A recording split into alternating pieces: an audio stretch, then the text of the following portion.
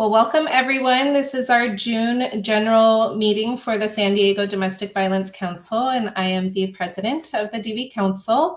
I am also director of Domestic Violence Services and Shelter Operations for SBCS. So this topic in particular is near and dear to my heart, as I've supported with overseeing our shelter programming for the past 8 years now. So we have a really wonderful panel today of staff that are representing the DV shelters around the county. We're going to go ahead and introduce our panelists, and then we have some preset questions that they will each answer so that hopefully by the end of today's meeting, you have a well-rounded understanding of the eligibility and referral process for each of the shelters around the county. Hopefully we will have time for questions. You're more than welcome to put questions in the chat as well. And if you do want to introduce yourself in the chat, you are welcome to do that as well. So we will go ahead and get started. We have about, looks like 68 attendees, so that is great. And thank you again for joining us. So to start us off, I'm going to be introducing the chair of our Shelter and Supportive Services Committee. If you've been involved in the DV Council, you're aware that we have several subcommittees within the council, one of which is specific to shelter and the support services that are offered throughout the shelter programming in the county. So we have Maria Garcia Lopez with Interfaith Shelter Network, and she supports with overseeing a transitional housing program called El Nido. So Maria, do you want to just say a quick hello? Hello, everyone. Happy to be here, and I hope you guys get some useful and important information out of this today. Thank you. All right, I'm going to have each representative from the different shelters hop off mute and come on video so I can introduce them. So first we have Emily O'Keefe. If you want to share your organization and the name of the shelter or shelters that you are representing today. Hi, my name is Emily O'Keefe. I'm from Center for Community Solutions, and we represent the Hidden Valley House and Project Safe House shelters. Thank you. And then we have Leticia. Hi, good afternoon. My name is Leticia Ortiz, and I'm with Community Resource Center, and we represent Carol's House. All right, and Siboney, I know you are also with Leticia today. Yes, thank you so much. Siboney Montoya with Community Resource Center and Carol's House as primary. Thank you. And then we have Carla Cervera. Hi, good afternoon, everyone. My name is Carla Cervera. I am the program coordinator for our Casa Seguras shelter with SBCS. Thank you. And then Adiel. Hi, everybody. My name is Adiel with SBCS at Casa Mariposa. Thank you. And then last we have Veronica with WRC. Hi, everyone. My name is Veronica Torres, and I am the Director of Programs here at WRC. And our shelter is just WRC Emergency Shelter. Thank you. All right. Just really quickly to kind of get everyone associated with the different shelters, because I know San Diego is very large and we are spread out throughout the region. I'll kind of go backwards since we still have Veronica on camera. Just sharing, what region of the county is your shelter located in? Our shelter is located in North County, San Diego, specifically in the Oceanside area. Thank you. And then I'll circle back to Ariel for Casa Mariposa. Sorry. Yes, Casa Mariposa is located in the South Bay of San Diego. Thank you. And Carla with Casa Segura? Yes, our shelter is also located in the South Bay. Thank you. And then Emily, I know you're representing 2 shelters. Would you share with CCS? Yeah, our Hidden Valley House shelter is in North County, and our Project Safe House is in East County. Thank you. And then Leticia or Siboney? Yes, we are in North County coastal area in Encinitas. Thank you. All right, so you hopefully have a snapshot now. We are represented throughout the county. We have East Region, South, and then several actually in the North region, both coastal and inland. So as a county, I've been in other presentations where they're sharing the number of DV shelters within their state. And I would say as a county, the fact that we have, 6 total shelters, we are very lucky to have that amount of emergency housing for DV survivors. I know a common frustration from people is that it seems that we are constantly at capacity within the shelter system. And with that, we still have a large amount of beds to offer. So it's just kind of shows you the prevalence of DV and the number of people who are needing that safe housing. So we'll move on into our first question. Maria, do you want to go ahead and start us off? Sure. Our question is, how does a victim get referred to your shelter? And what is the average length of the time from the referral to intake? Who would like to go? We can start SBCS? with, oh, sure. Carla, why don't you start us off? Yes. Thank So with you. Thank you. Casa Seguras, we have a hotline that is run by our shelter staff. It's we guide victims to call our main agency line. They get transferred to our domestic violence hotline. We operate it from Monday through Thursday from 9 to 6 p.m. and then on Fridays until 5 p.m. It's about a 15-minute screening with the family, depending on availability, on eligibility. And we assess for safety and need, imminent danger. And it takes between 1 to 3 days, I would say. It just depends on availability again and the need of the family. So maybe they have a hotel stay that they could stay there for the night, but then the next day they could come in. If we have an available bed, maybe our available bed is coming within 2 days. So then, we schedule the intakes for that time. And I would just add, thank you, Carla. I would just add that beyond the direct hotline hours for SBCS, we do still have the response team that answers 24/7, and they can complete shelter screenings as well. And so we'll finish off with SBCS and have Adiel explain the referral process for Casa Mariposa. Yeah, for Casa Mariposa, most of our referrals are coming directly from the family justice centers. We do get some hotlines as well from SBCS directly. With our referrals from the family justice centers, we usually do complete the referral within 2 hours of receiving it. And then based on that conversation with the specific client, we arrange a time for intake. Some of these intakes can happen on the same day, but it really is based on their situation. It could be that the intake could be the next day, but more than likely somebody will reach out to this referral within 2 hours of receiving the referral. As far as the time that we do get referrals, it's the time that the justice centers are open. Usually we do have late staff here at Casa Mariposa, in which if we get a referral later on in the day, they're able to respond to that referral as well. But yeah, that's usually our referral process and the time that it takes for us from the moment we get it to the point that we bring them in. Thank you, Adiel. And I would just add that we do take intakes in the middle of the night as well. We often have, through our partnership with Chula Vista Police Department, we have our advocates that work 24/7 and often have those families enter in the middle of the night. So we can move on to WRC with Veronica. Yeah, so for us, survivors can contact WRC directly through our 24-hour hotline. We also get referrals from other community partners, law enforcement, hospitals, and other DV and SA providers. The time from referral to intake depends on bed availability, safety needs, and how quickly the survivor can complete the intake process. If we do have the space available, they could come in that same day. Usually it takes about 4 hours from intake to them getting to our main office, and then from there we Uber them to our shelter. Thank you.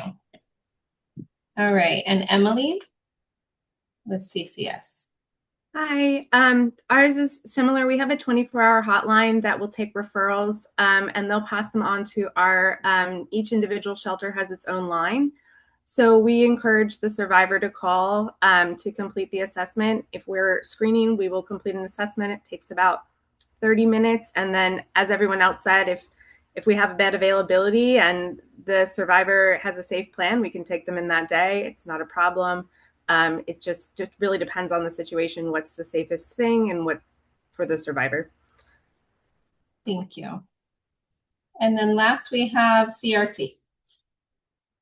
Yes, so our referrals come in through our 24-hour hotline, the SoCal Safe Shelter Collaborative, and then OSP or YSP if we have any referrals. We also can take walk-ins as well. And we like to give them an answer within 24 hours from when we started the screening process. And if we're able to do a same-day intake, there's been times we've done intakes like 2 hours, 3 hours after they initiated the phone call.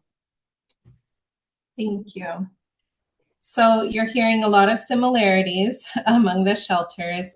Obviously, we are all used to working quickly, and we understand that there's imminent danger at play. And so really, you also hear a lot of "it depends," which is very true for working in this field. So a lot of it is going to be dependent on transportation barriers that might exist, or kids being in school and needing to be checked out, and of course the safety of the individual getting to the location of the shelter that is accepting them.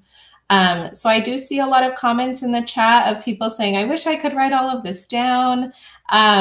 We can, if you follow us on Instagram, we do have the information on all of the DV shelters. I can also have something that we send out after the meeting that has all of the hotline information, okay? All right, our next question is, what is the maximum length of stay at your organization's shelter? I know they vary, so Leticia, you're still on screen if you want to go ahead and take that one. Yes, for Carol's house, we are a 45-day program. However, in support of their housing, we're able to extend them.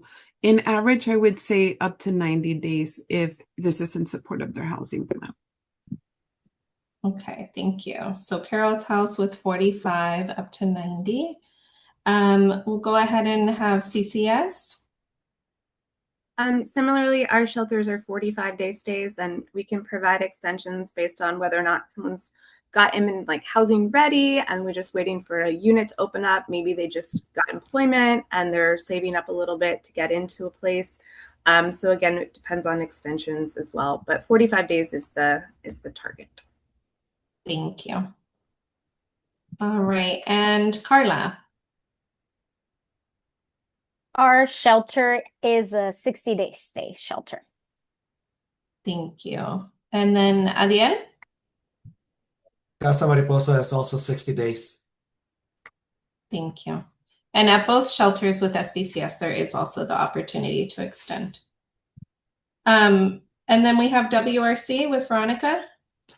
Our shelter stay is 28 days. However, we do work with clients who may need extensions based on their safety needs, housing situations, and progress towards next steps. So we've had people stay up to 90 days at our shelter. Great, thank you. And Analicia, there's a question about, do any of the shelters take pets? Yes, I believe we will be having a question that will answer that later. So we will definitely get to that question. I also saw a question about hearing from Interfaith. We'll get to that later. They don't operate an emergency domestic violence shelter, but towards the end of the presentation, we'll be sharing about transitional housing. And so you'll hear a little bit from them at that time. Maria, do you want to do the next question? Yes, of course. What are your eligibility criteria for entering shelter? Example, minor children, police report, TRO, recent DV. Where are we going? I can start. SBCS? Okay, thank you. So with Casa Seguras, we take both men and women who are fleeing from domestic violence, but they have to have minor children under their care. They have to be actively fleeing domestic violence from an intimate partner. We prefer that the domestic violence happen within the last 60 days. And then, you know, we do seek that they have nowhere else to go, so they have no other housing options or the financial means to get their like hotels or other stays. And then do you require restraining order or police report for victims to be housed? We don't. We do prefer if they do have police reports or restraining orders in place to provide them as supporting documentation, but it's not required. Thank you. And then Adiel. Yeah, for Casa Mariposa, it's only females, families with children, but we do accept a small amount, usually up to 5 singles. We were given permission by the city to allow up to 5 singles in our shelter, so that is definitely a big help for the singles that are needing of services as well. We also need to make sure that the domestic violence is from intimate partner. We've gotten situations in which it is more familial violence, and those referrals, unfortunately, are not allowed for Casa Mariposa. The DV must have occurred within 6 months as well, and Casa Mariposa does not accept males or adult male children. So if there is an 18-year-old in the household, unfortunately, Casa Mariposa would not be a good fit for that family. As well, if the 17-year-old boy is turning 18 within their stay, they would have to find, or that 18-year-old now would have to find different accommodations. That's pretty much the eligibility requirements for Casa Mariposa. Questions? I would just say that that's kind of the beauty of having 2 shelters is when we're not able to accept due to certain criteria at one, the other shelter is much more flexible with the funding criteria. All right, we'll hop over to WRC.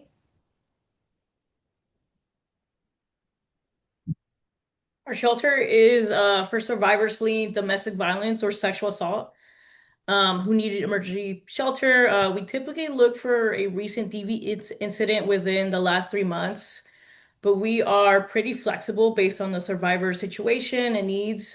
We serve all genders, including men and women, and we accept both single clients and clients with children. We do not require a police report or a restraining order to be eligible for our shelter. Thank you. All right, CCS. We also serve survivors of intimate partner violence or sexual assault. So we are a dual agency. We emphasize the fact that the shelter needs to be a confidential location. So someone who really needs someplace that's confidential and safe, that's who, you know, the shelter's targeting. We don't have a requirement though for when the DV occurred at all. We take adult children. Usually if we had an adult child, they would have a separate case manager because they'd sort of be on their own case. And we accept extended family as well. No requirements or TROs or any law enforcement involvement. Thank you. And then lastly, we have CRC. Yes, for Carol's house, we do accept singles and males or females, and we take families as well. And it would be someone that's actively fleeing a domestic violence. As far as the time frame, we don't have like a set amount, but I would say someone who's recently fleeing an unsafe situation. Thank you. Maria, you want to take the next one also? Sure. What barriers prevent some survivors from accessing some shelter services? What barriers prevent some survivors from accessing shelter services? We'll go SBCS. So some of the misconceptions of shelters, that it's going to be a large hallway with all of the children, not knowing what a shelter would look like or what that would entail. Sometimes the lack of childcare. So if a parent works at night, they can't leave their children here by themselves. So that lack of childcare. Sometimes the transportation, the ability to get to shelter or to get, maybe they're too far from their job. Our shelter maybe is not located conveniently to schools or work. The fear or threats that a partner might be instilling in them that they might not want to leave.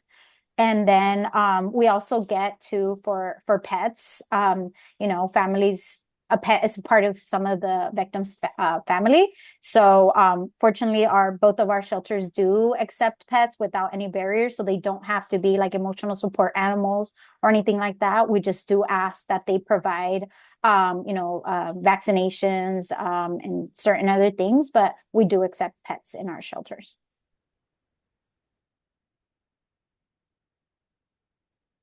All right, moving on, Veronica with WRC. Some of the biggest barriers are limited shelter space, transportation, fear of leaving, safety concerns, and survivors not being ready to leave the abusive relationship. We also see barriers related to clients having pets. Unfortunately, we do not take pets. We do take service animals. There's also immigration concerns, severe mental health needs, and active substance abuse, especially when a survivor may need a higher level of care or support than the shelter can provide. Thank you. Emily with CCS. I second all of the things that have already been said. We unfortunately at the moment do not accept pets either, so that's a really big barrier. As well as we try, if someone is living in the North County area near our shelter and they're escaping the violence from there, we recommend or encourage them to go to our East County shelter. It sometimes is hard to find a shelter that's away from where the violence occurred and where the threat might be. But I also want to second what Veronica has said about higher level of care. We do not have staff on site 24/7. So if we have an issue or someone needs that, constant presence there and they need a higher level of care, we unfortunately can't provide that. I mean, we have our hotline and we have 911, of course, so if there's emergencies, but that's also a barrier we see. Thank you. And then CRC.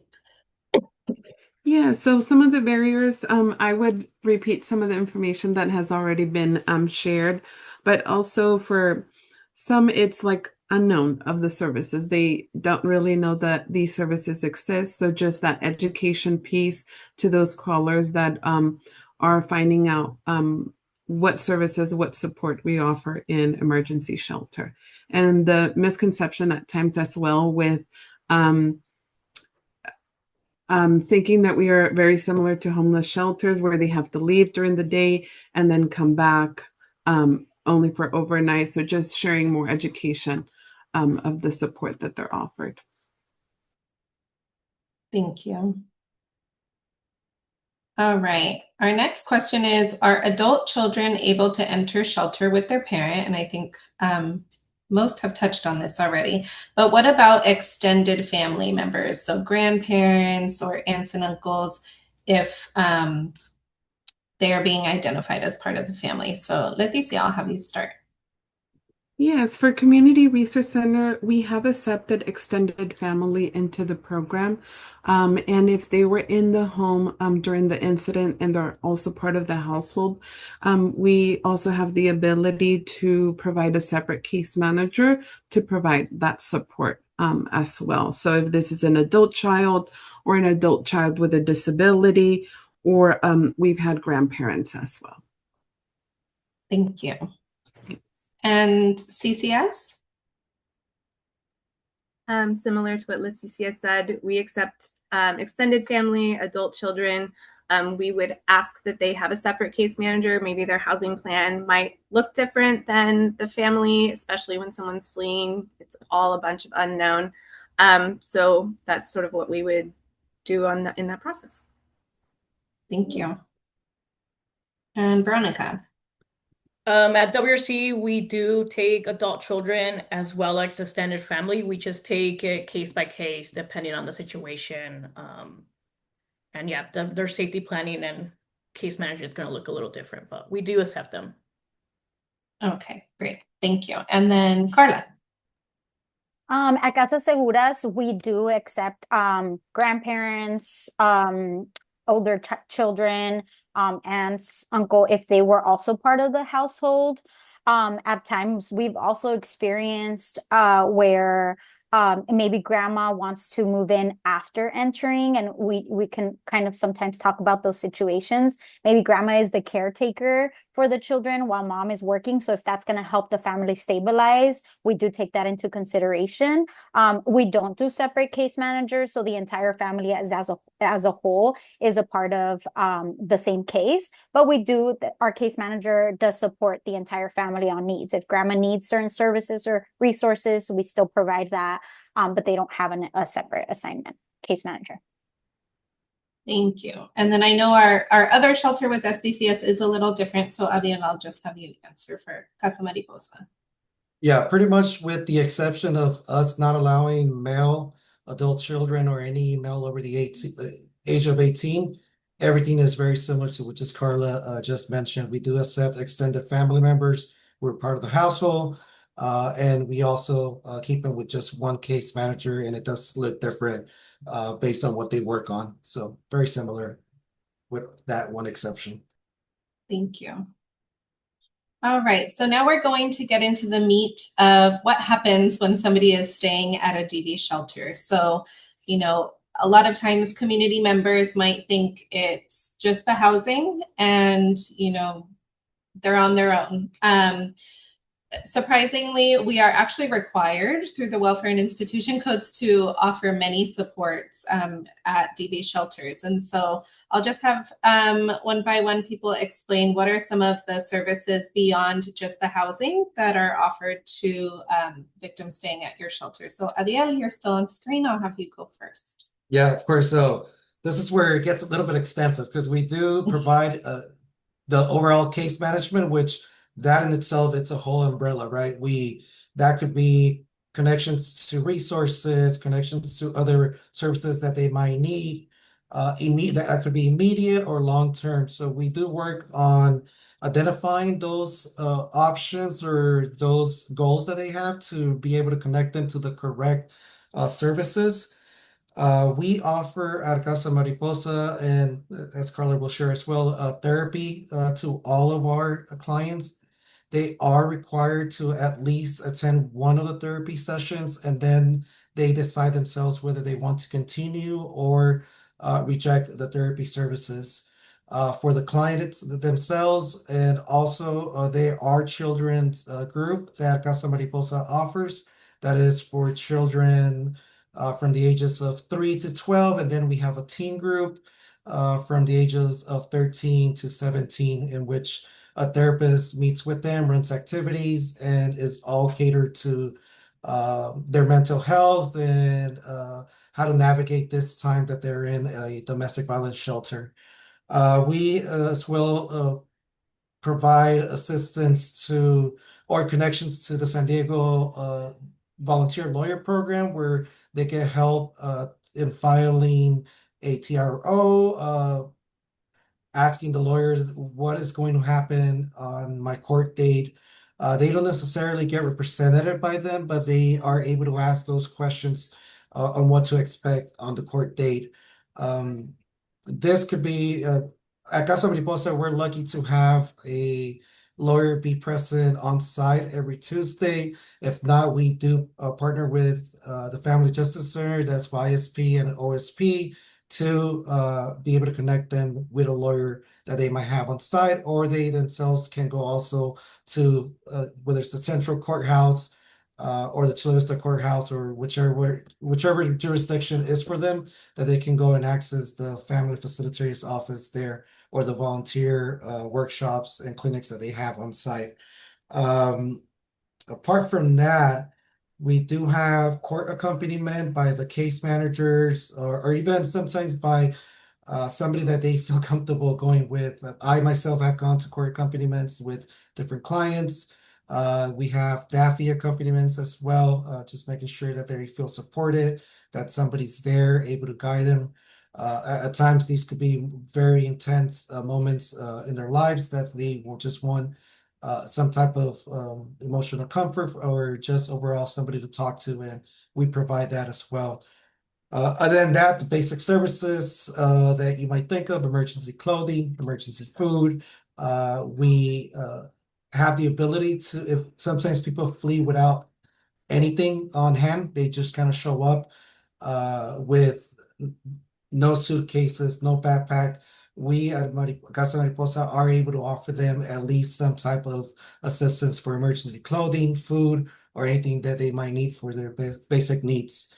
So that's a little bit of what we are able to offer. I know that a lot of people are probably going to say a little bit more, and we can go ahead and answer more questions when we get there. Thank you, Adriel. I would just add that unique to Casa Mariposa is we offer continental breakfast every day, and we have dinner catered every evening. So 2 full meals are covered for all of the family members and their children. And then we do have an emergency pantry on site where they can pick non-perishables for their lunch. So I know that's a little unique as well. Carla, I know you have a couple of additional supports at Casa Segura, if you want to share on those.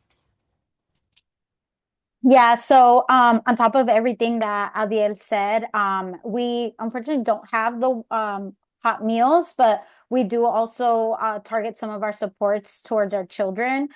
So we do have music therapy once a week, where we have an organization that comes and provides music therapy for our children.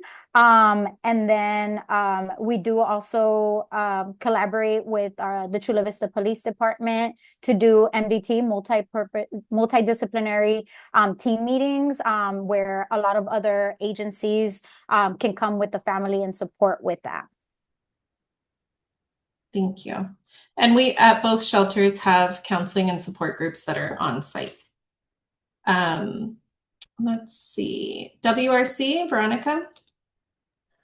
Yeah, WRC provides case management, safety planning, on-site counseling, as well as on-site group therapy, advocacy, referrals, connections to long-term housing options and community resources, as well as a support with essential needs, including food, clothing, hygiene items, transportation, and other day-to-day items clients may need during their stay at shelter.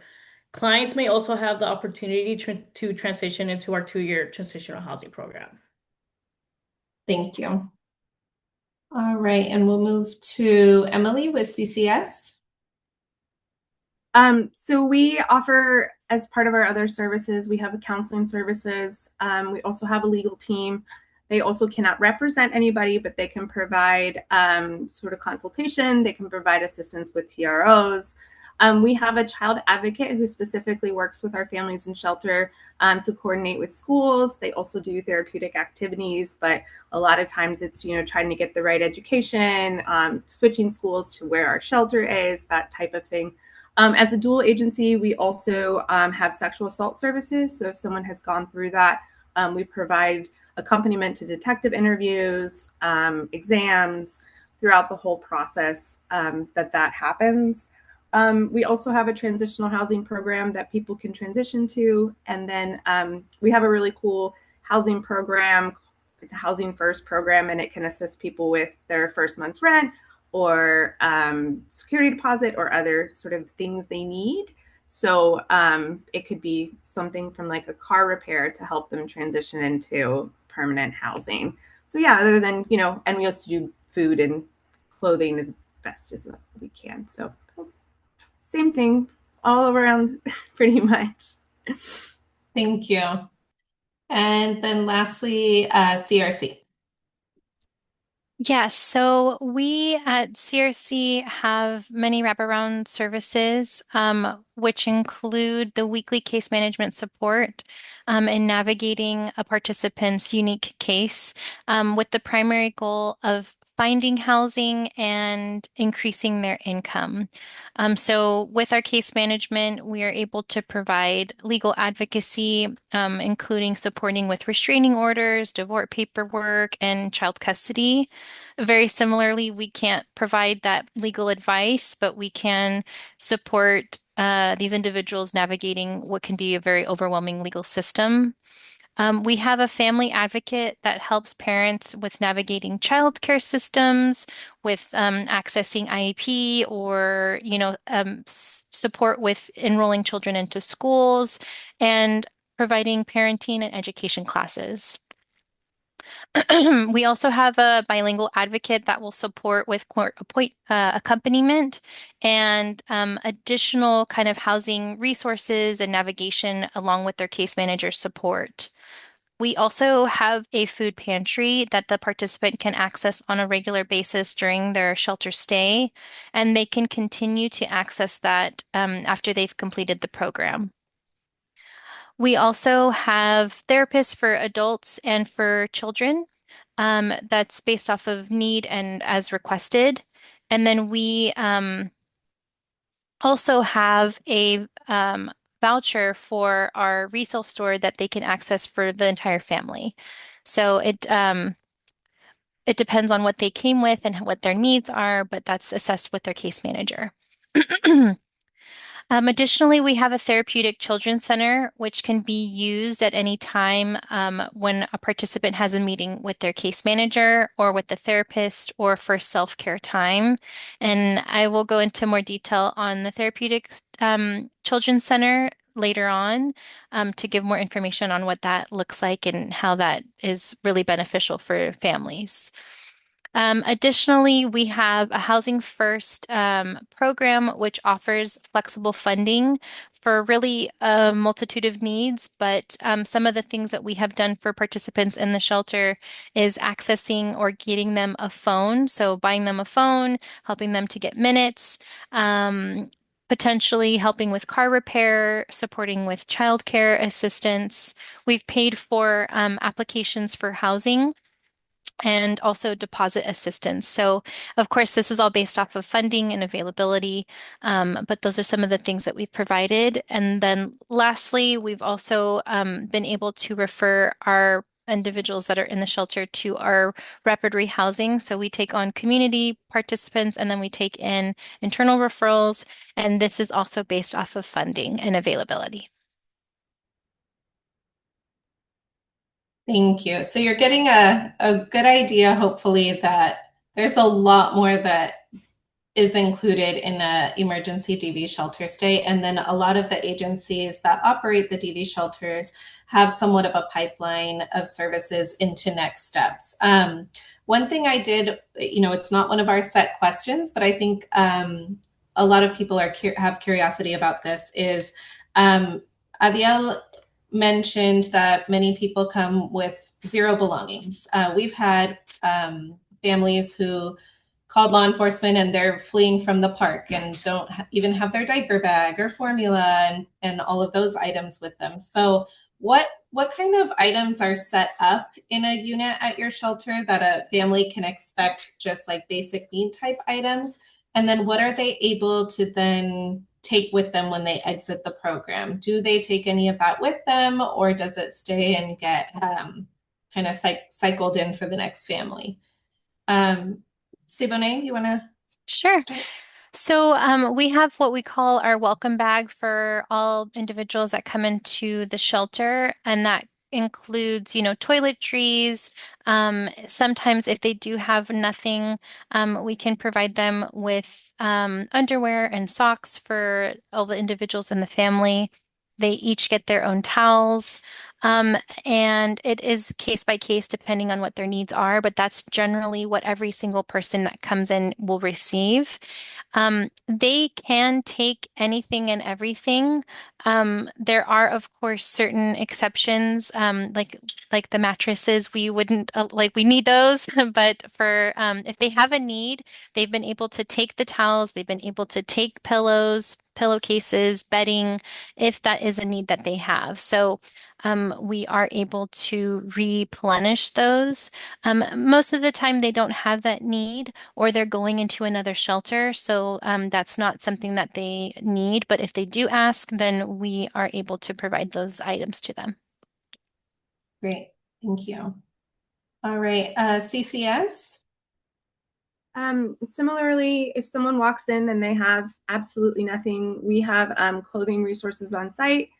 We have a clothing closet. We also just have basic brand new flip-flops and leggings and things. If it was something we didn't have, potentially we don't have a lot of men's clothing, we have access to gift cards that allows people to kind of go buy their own and choose their own things that they would like. They get toiletries, and we have blankets and basic things. We put a teddy bear on the bed for the kiddos usually. As far as bringing things with them, if they need blankets or towels when they move out, they can bring those things. We also look for other funding sources to support them in getting new ones in their new place. One of our shelters, we have it's in apartments, so we have individual kitchens. So we don't encourage people to take the kitchenware, but again, if they're moving into a place, we'll try to find them the resources to get their own kitchenware, because we kind of need that as well. And then we have a lot of younger children, babies. So we do provide cribs, pack and plays, strollers, those types of items as well. Wonderful. I think this is so helpful for people to hear that these things are definitely provided on scene. All right, and WRC. Yeah, if a client is fleeing and has absolutely nothing, we have everything from toiletries to brand new underwear, socks, bras. They will get blankets, pillows, and everything they need in their rooms when they enter our shelter, as well as food. We have toy room too, and for the kids as well to distract them. Yeah, just basically case by case, whatever they need, we are pretty good about getting it for them. As well as we have our retail thrift store where they're able to shop for free for other things that we might not have available. But yeah. Thank you. All right, and Carla with SBCS. So just to give you an idea, our shelter is an apartment style, so it's a 1-bedroom. So we do completely stock up the place. We set them up with new bedding, new toiletries, towels, shower curtains, cleaning supplies, so mops, brooms. They do get all brand new kitchen stuff, pots, pans, dishware, utensils, and then a full set of pantry items. We do like to take the time to set up the unit in a way where they feel welcome. So, if we know there's going to be younger age kids, setting it up with toys and puzzles and books and making it a very welcoming atmosphere, setting them up to be in a safe place that they feel like they can call somewhat of a home. It's a very traumatic experience. And so we do try to set them up. Our funding is a little bit limited, unfortunately, with gift cards, but we do try when emergency are needed, that they need car seats or strollers, and provide them with that. In addition, our agency has a warehouse where we get a lot of community donations. We have a lot of partnerships as well. And our warehouse has a plethora of items from furniture to clothing to hygiene to a lot of different items that maybe our shelter can't provide. So we do invite our clients to take a minute. We drive them over, have them pick items that are necessary and essential for them. And they have the ability to take most anything with them, the dishware, the shower curtain, the floor mat, the bedding. We've asked them to take it because we do not reuse it. The only thing that they can't take are like the dining table, the beds, the mattresses, but most everything else they can take, especially because we hope that they're going into somewhere more permanent. I forgot to mention earlier, we also have a pipeline of services. Our agency also has a transitional housing program, and we do also have rental assistance programs depending on funding, where we can support with 6 months up to a year supportive rent, security deposit, etc. Thank you. And Adiel, anything to add? Yeah. Or Mariposa? Yeah, everything's very similar to the setup in our rooms. Upon intake, like we do provide them like with some emergency food in their unit. Sometimes they might not even be ready to ask for anything, so we just leave it in their units already, so for them to access. And we do an intake upon intake, and we provide a child room and child care whenever the intake is extensive, and some of those questions could be a little bit intense where it might not be best that the child is present. So we do have a child care room available at Casa Mariposa and some hours for staff to provide child care as well, not only for intake purposes, but for whenever they have meetings with the therapist or their case managers. We usually want them to schedule their meetings around the child care providers' hours so that the kid is not around these conversations. And they're able to go ahead and play games, they're able to go ahead and do activities. And apart from that, we do have also an enrichment portion at Casa Mariposa in which a specific staff runs activities with whether it's clients or children that could be making puzzles or other workshops that they can go ahead and do. So that's something that we're able to offer them throughout their stay here. But intake stuff is everything everybody said, and then what they can take is pretty much everything what everybody said as well. They can take everything, and except for linens here, just because we run kind of like in a hotel style with the rooms we have available. The linens, the white ones, stay so that we can return to our provider. Thank you. All right. Our next question, Maria, do you want to take that one?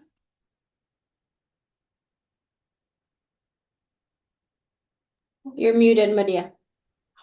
Oh, sorry. Are we at 9 or 10? I think he's 9. going to answer 9. 9? Okay. Oh, you could do 10. That's fine. Yeah. We do 10? Okay. How do you manage situations when shelter capacity is full? You go, SBCS. Yeah. So we don't have a particular wait list. Like I mentioned before, our program is an apartment style. We have 12 units. Each unit can host a family of up to 7. And then we have a 2-bedroom apartment that can host a family of up to 11 individuals. We have had that kind of size of families, believe it or not. And so we are at capacity all the time, most of the time, if not all the time. So luckily, we are able to partner with Casa Mariposa and transfer shelters back and forth. And then maybe I'll just add Adiel's portion, but the same with him. He cannot take male victims or adult males. So if they don't reach that eligibility for Casa Mariposa, they can send them over if we have availability. So we're able to cross-reference and see where a client is most eligible. Same wise, we're not located in the same area, so we do assess for location. So making sure that that can be helpful for the family and the safety of the family. And Casa Mariposa is a lot of a larger program. So if for some reason they're at capacity, which hardly ever, we do refer to other shelter programs. Thank you. And I think Carla answered for you at the end, so we'll move to Veronica with WRC. When our shelter is full, we help the survivor look for other safe options. This can include contacting other DV and SA shelters, partner agencies, or community resources, we may also submit a bed request through the Safe Shelter Collaborative to see if there's any other shelter that has space. Great, thank you. And CCS. Similarly, we usually are pretty at capacity.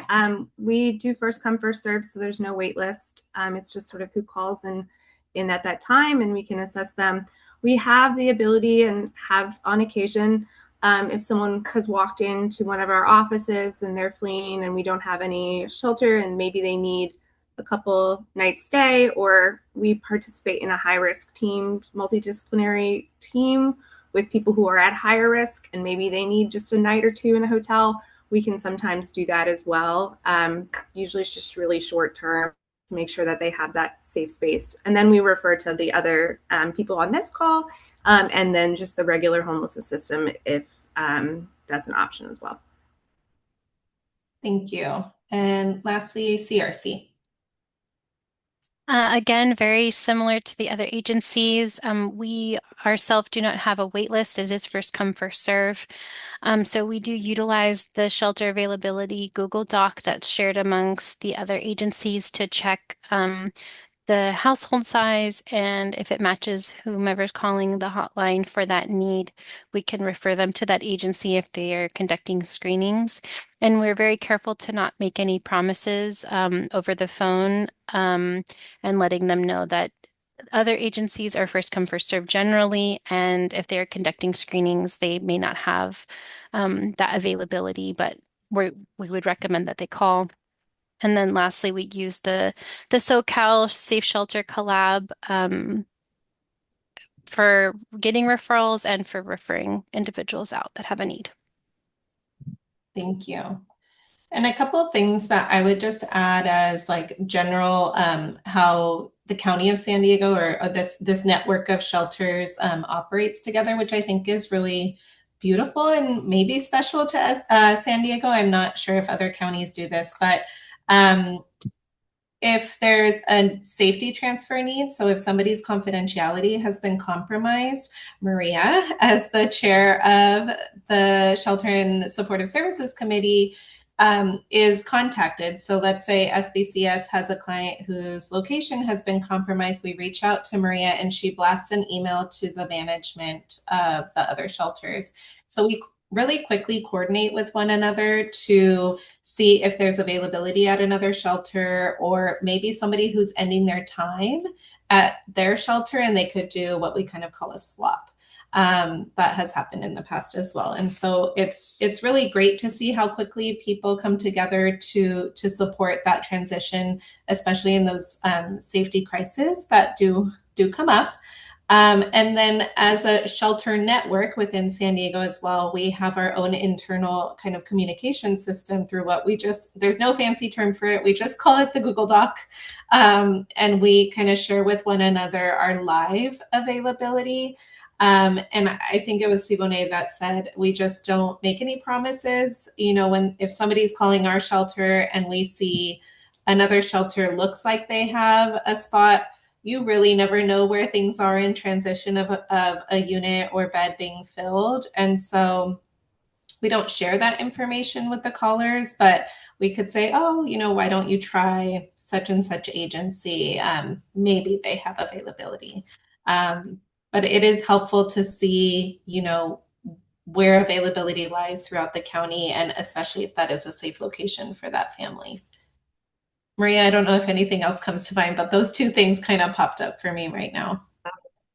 Perfect. Okay. All right, I'm going to hop on to number 12, and we'll start with CRC.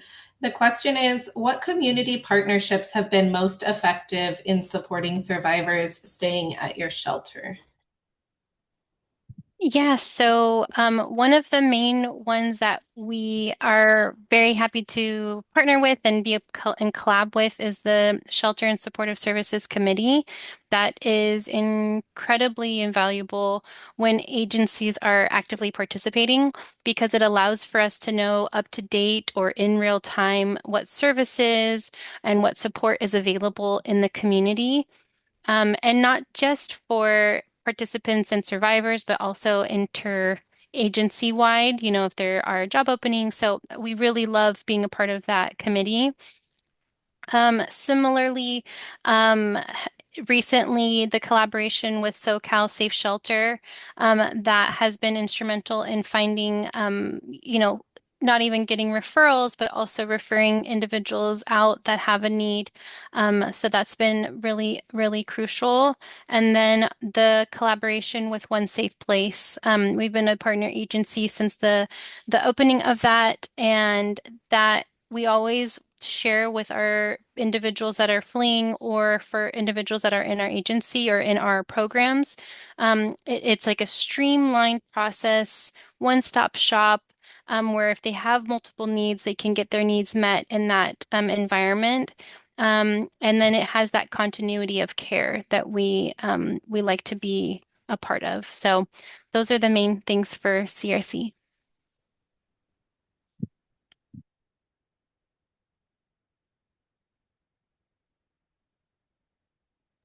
So sorry, I think I was muted. CCS, anything to add? I'll say this second most of that is great. We definitely rely on each other in the collaboration. We have outside partners just depending on needs. For example, a lot of our survivors are in immigration cases, so we refer to Casa Cornelia as a partner to help them with those types of things. Just general community services as far as like CalFresh and CalWorks and basic needs as well. And then One Safe Place actually is, it's just great. They have so many services from, employment to TROs to, court appearance by video, things that we, can't necessarily do on site. So it's been a great partner as well. Thank you. And WRC.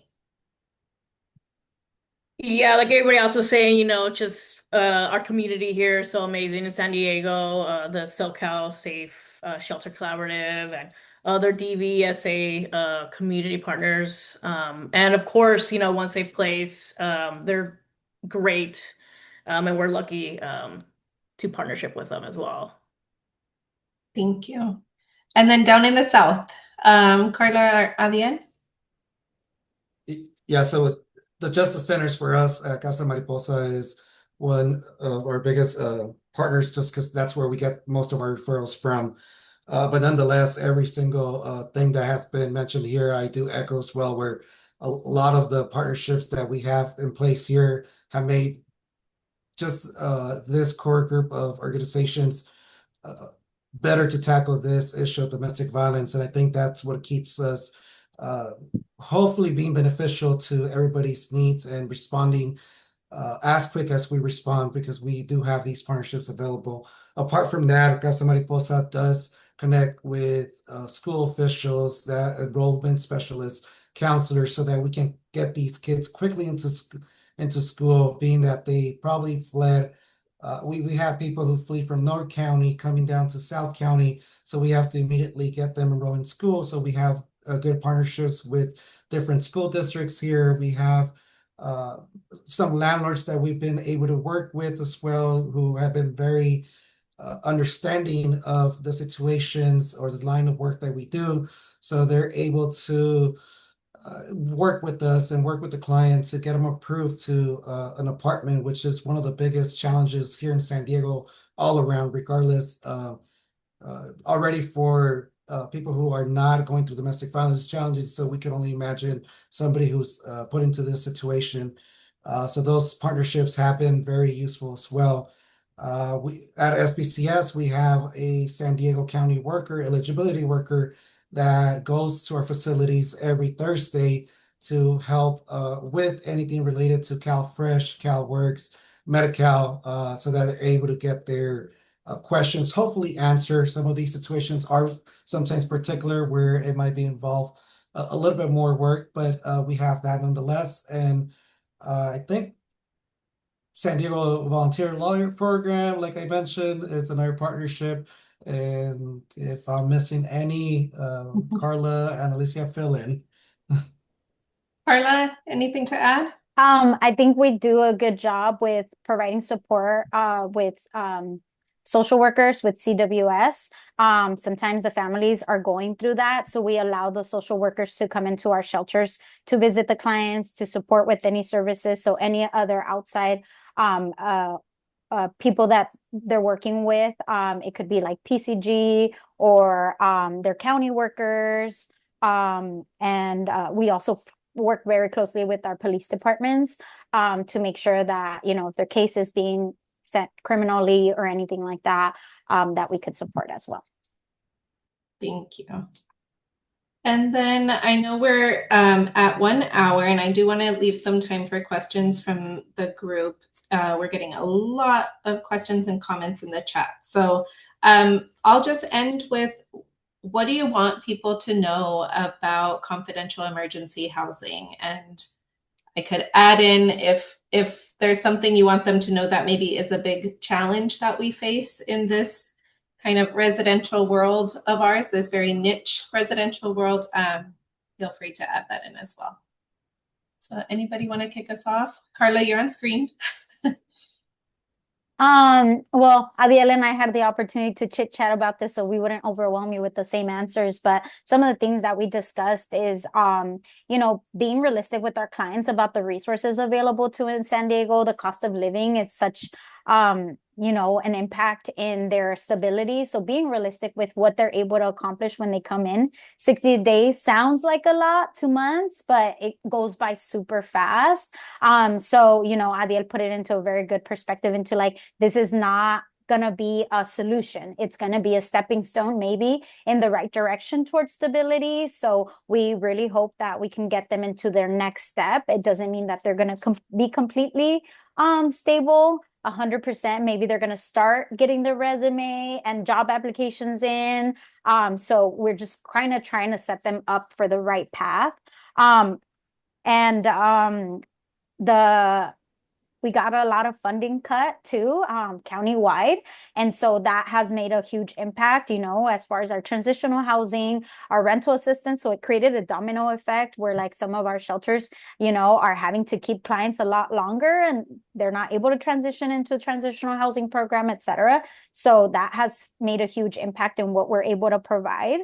And lastly, you know, I think for us, just continuing to remind clients post completion of our program that our shelters are confidential. So sometimes they have such a success in our shelters that they want to refer all the other friends or coworkers that they've you know, come across that are in a very similar situation. But then they share the location, and then that creates like some sort of safety concerns. So not disclosing the location of our shelters, even across each other with us, you know, some of us might have visited other shelters, but you know, making sure we keep that confidential to support future family, future funding.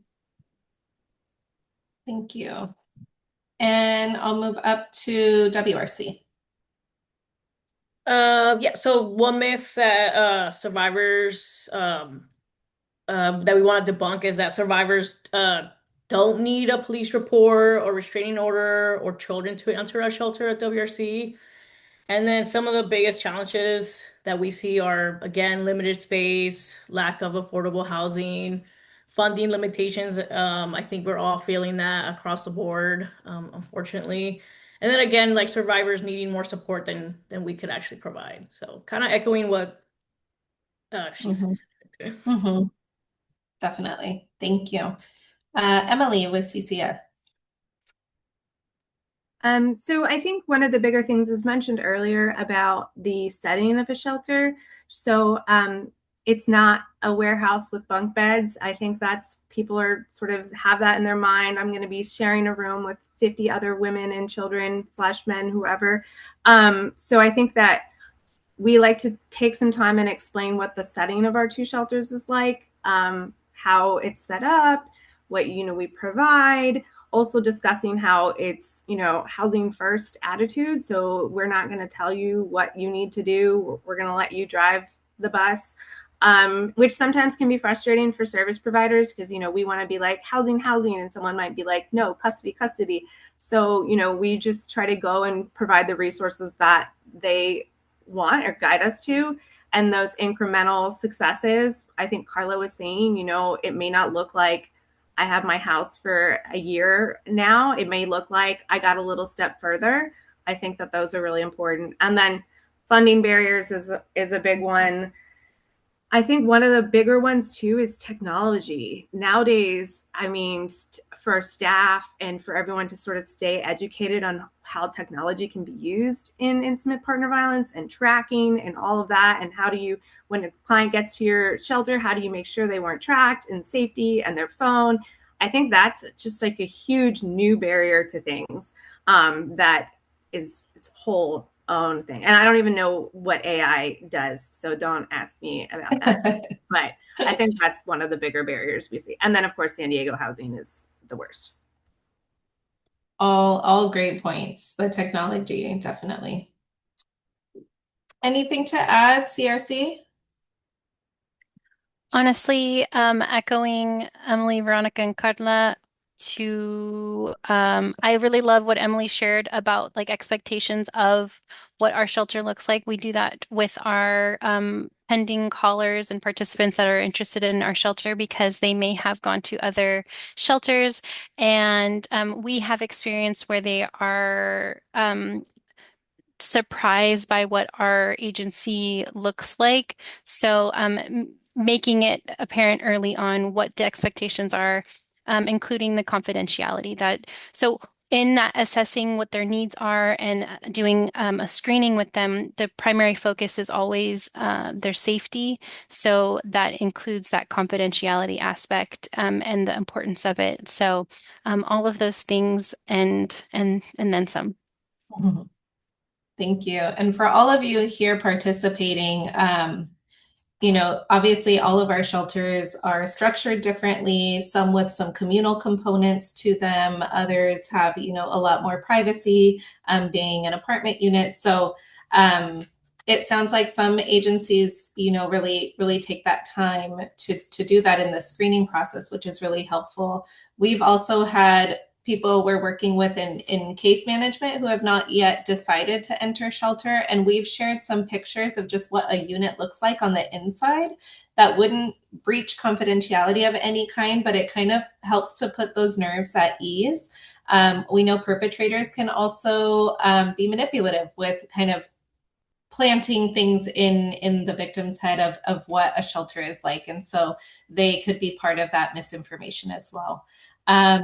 So a couple of things I just wanted to share before we move into questions is that, as I mentioned at the very beginning of this meeting, the San Diego Domestic Violence Council has several subcommittees. And as all of these partners here today on the panel participate in the Shelter and Supportive Services Committee. And so that is a monthly meeting. Again, Maria, who has helped to ask some of the questions, is the chair.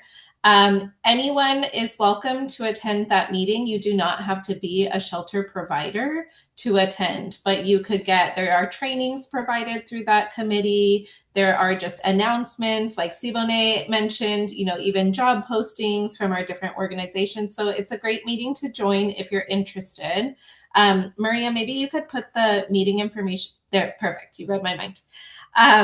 In addition to that, then this is how we have the relationship and the systems that we have in place in San Diego is immediately after that meeting where everyone is invited, there's a sub meeting of just the leadership from the different DV shelters that meets. And we talk about trends, we talk about kind of brainstorming best practices, just asking each other questions and refining processes together. So that's what I will leave you with just as extra information. And Maria did just put her contact information in the chat, as well as information about the general shelter meeting if you're interested in joining.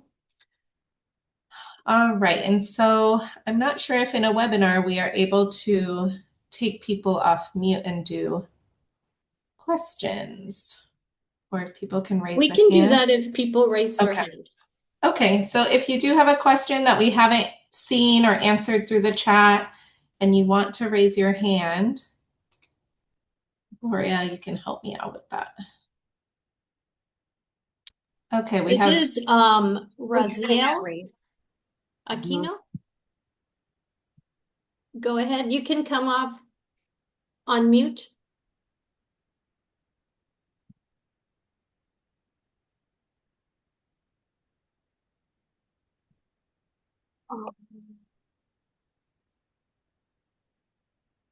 Jackie DeCarlis? Yes, hi. So DeCarolis, I'm sorry, I just. that's okay. So I was just wondering, I know some of the needs of survivors, but like between trafficking and DV, they overlap, but I know some of the requirements for the shelters are different.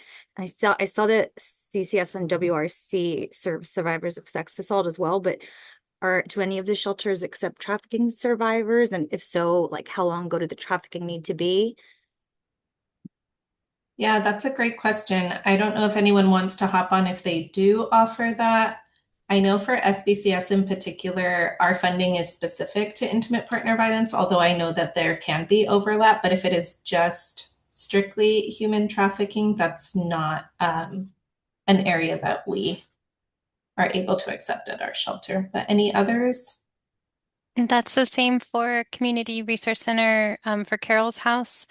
Our funding is specific for intimate partner violence, so we often have to use the SoCal Safe Shelter collab for those specific needs, and it's based off of funding. Unfortunately, same for us. We only serve DV and SA. Again, if it is overlapping, we're more than welcome to. We will help them out, but other than that, no human trafficking. Sorry. For CCS, we serve sex trafficking survivors. So we don't have a requirement as far as when the last incident was, whether or not they're involved in a court process, nothing like that.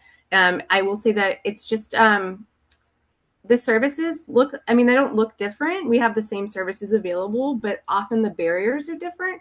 So it takes us different community partners to be able to best serve those survivors. And there's some really good ones out there. So.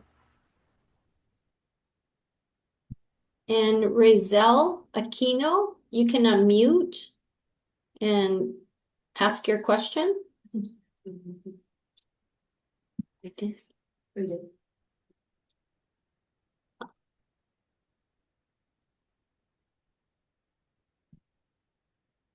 Maybe they've Yeah. logged off. Okay. I do see some of the information we are responding to questions is only going to the panelists. So just making sure I reposted Maria the information on the meeting. And then Gloria, the information on joining the council. I'm just going to copy paste that again. That's right. Thank you. There is a question in the chat box by Eileen Quijano. If a patient is in home thinking, about fleeing the home, if safety concerns arise from the family member, not their partner, would they still be able to seek domestic violence services? So it sounds like not intimate partner violence. If a patient is in home thinking about fleeing the home, if safety concerns arise, but from their family member, and right. Does anyone want to respond to that? I'm not sure if I'm understanding the question, but the two ways that I'm getting the two things that I'm getting from this are if it's a family member who's reaching out on behalf of someone who is in a DV situation, we get calls like that often. And we ask that the individual who is trying to flee call our hotline directly because there are questions, there are assessments, there's information that we need to gather to determine their safety. And then we never confirm or deny if we have worked with a past participant or if there's a participant currently in our program. So if we get like a family member calling our hotline saying, oh, Joe Schmo said that they're with you guys and I just wanted to get more information, like we just don't confirm or deny any of that. And we just ask that the individual call us directly. And then if it's a person who is experiencing violence with a family member, for our programs and services, it has to be intimate partner violence, whether that's from a husband, a wife, a boyfriend, or someone who is an intimate partner. So not familial violence, unfortunately. And that would be the same for SBCS. It does look like that's what you meant by your question. So thank you. Yeah, I wanted to kind of add on to what Sibo said. If it has to be an intimate partner violence as well with us. However, if somebody else is reaching out on behalf, we also have our community team, our family violence support services. So if someone is unsure about fleeing yet, maybe they're uncertain, but they still want the domestic violence services, SBCS does have a community advocates that is maybe not someone looking for housing or shelter, but is looking for domestic violence services, that they could still connect with them, help them with restraining orders, help them with safety planning around staying in the home and what that looks like, and also counseling services. Thank you, Carla. Same with WRC, we are intimate partners, but they are able to come into our office and get other resources like counseling, and other resources that we might be able to give them. Thank you. CCS, it's the same. We're not funded for family violence. I know it sounds a little bit funny, family violence versus intimate partner violence. I think it's just sometimes the way the words are, but yeah, it has to be an intimate partner for our funding stream to be able to assist. So we would refer out to other agencies in the community. As you're hearing, a lot of things that we either offer or are not allowed to offer as a DV shelter are due to how our grants are written, and restrictions that we're kind of tied to through that. So not for lack of wanting to support. I would also say, though, with intimate partner, we do already have our hands full. As you've heard, the shelters are frequently at capacity, and so we do tend to triage and look at those, because that is what our funding is for. Analicia, in the actual Q&A, we have a question. How do you take care of your staff who do this invaluable work? Anybody want to answer that one? I think that is with SBCS, that is something that is essential to supporting them. Our front line workers do get impacted, get a lot of vicarious trauma through the work that they do. We do have biweekly clinical supervisions for our staff where they can talk through some of the situations that they're going through, kind of helping them, kind of like vent about how they're feeling. Maybe a case is kind of making them feel a little bit stronger about certain things, and they're able to talk to a clinical supervisor within our program. So we have that professional ability as supervisors too. We try to make sure that their well-being is also being taken care of. So we do encourage that they take time off and take care of themselves as well. And it's, team meetings, team support, team activities that kind of brings the team together. And I know Maria does a really cool event yearly too. Thank you, Carla. Any other agencies do anything unique to support frontline? I don't know if I don't think we would do anything unique. I think, we try to support people as much as possible, but I think just like naming the fact that there's so much going on in the world also that's really heavy, and the fact that the work is heavy and the people have their personal lives, that, all the things that are happening all the time. So yeah, encouraging people to, take the time that they need off work or be flexible with, coming in late. Hopefully opportunities like conferences, or if they want to do an outreach project, things like that maybe take somebody out of like that direct practice, if that's something they're interested in, gives them a little bit of like a reprieve or something else to focus on. But same sort of thing, team building. They do such an amazing job every day that it's just basically just in awe. But I think team-wise, people tend to take very good care of their team members too. Yeah, it is a niche area that we're working in, and I always, when talking with our teams at SBCS, just like lean on the other people in this kind of space, because there's just a small group who really understand what it's like to work residential and then residential confidential DV, like with all these safety factors at play. So leaning on each other in others who share in this space is important as well. There is another question in the chat. If a survivor is unable to get to a shelter because of transportation, are there transportation resources available to get there? And Emily, I know you're on screen. I don't know if you want to take that one, and then we can move to anyone else.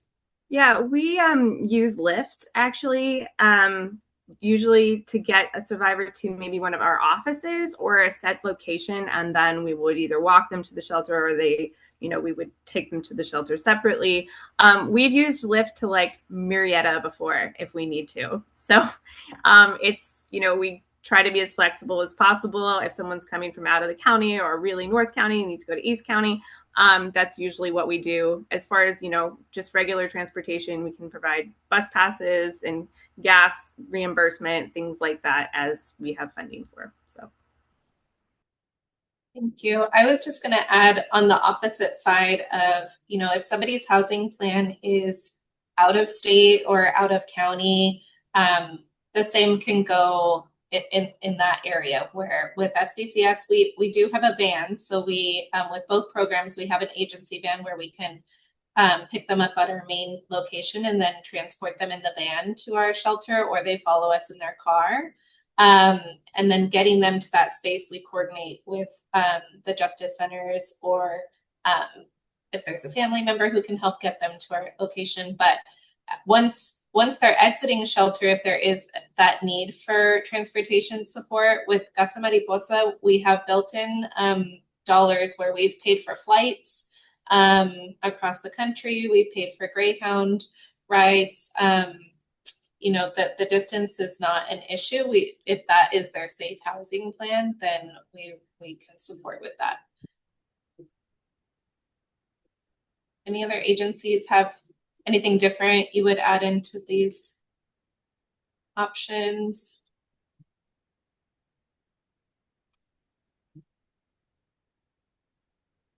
And Journey to Safety, is that Traveler's Aid?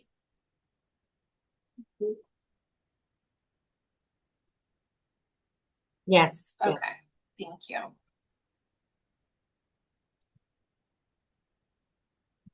And then Maria just added into the chat about our annual self-care event. Do you want to share about that, Maria? Yes, it's our annual self-care event. I believe been doing it for a very long time. Collaboration between the committee, the Shelter and Support Services Committee, and the SoCal Safe Shelter Collaborative that you heard mentioned here. The SSSD, the one I co-chair, is under a committee under the DV Council. So the DV Council offers, it's a once a year event. We just had it in May, and we normally host it in October. Last year, we had a lot of items happening for DV Awareness Month, so we were not able to do that, but it is something we do every year, where we come together from north to south, east to west. We all come together, and this time it was in South Bay. We've had it in North, we've had it in East.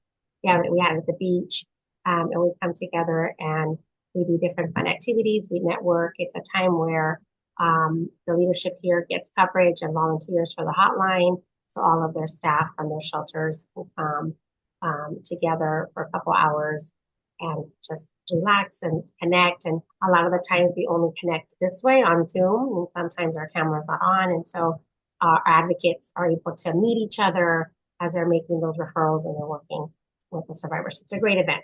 And this year, I know we've had a request. I know Tara mentioned we had a request from folks for us to host it twice a year. So we're thinking about it. We'll see. But for now, it is definitely once a year. But everybody's invited. I know today's meeting really focused on emergency domestic violence shelter. I don't want to end without sharing that, all of the agencies spoke about their pipeline really briefly, but there are 7 agencies that have that next step to emergency housing, which In this world, we call that transitional housing. And then after that, whatever agencies participate or have availability, the next step after that is called rapid rehousing. And so transitional housing, depending on the agency, can look different as far as the length of time. It can be anywhere from 6 months to 2 years. The eligibility also is different. We use, in the DV world, we use what we call the Universal Transitional Housing Application. It's a couple pages of information that the victim fills out themselves, and then some additional information that's filled out by their case manager. And the victim then has the choice of which transitional housing programs they want their application sent out to. And then an interview is typically conducted, and then a placement decided if it's a match or not. Each agency does operate that really differently. That could be a whole other panel. So I know today was already a lot of information, but that is the biggest difference, I would say, is that typically there is a percentage of their income that is paid towards rent. And some programs hold on to that rent in a savings account and then give it back to the client at the end of their leave. And others, collect a deposit and do collect like a small percentage of their income towards rent.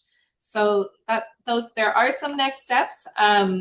What I kind of say a lot of times is that those openings are, if you already think that shelter is impacted, transitional housing availability is few and far between. And so it does tend to bottleneck because everybody exiting the different shelters are all kind of vying for those same spots.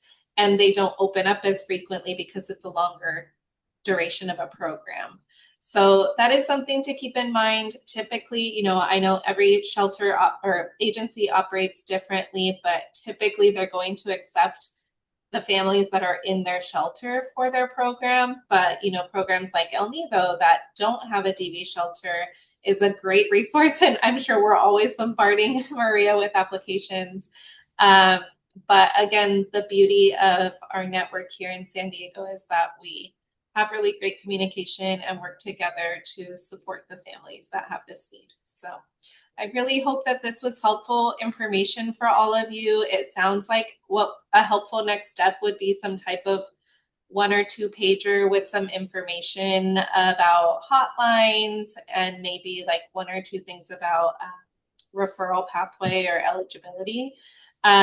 Really, I would encourage you to visit the different websites for the different agencies to get additional information as well if it's not captured on what we end up sending out.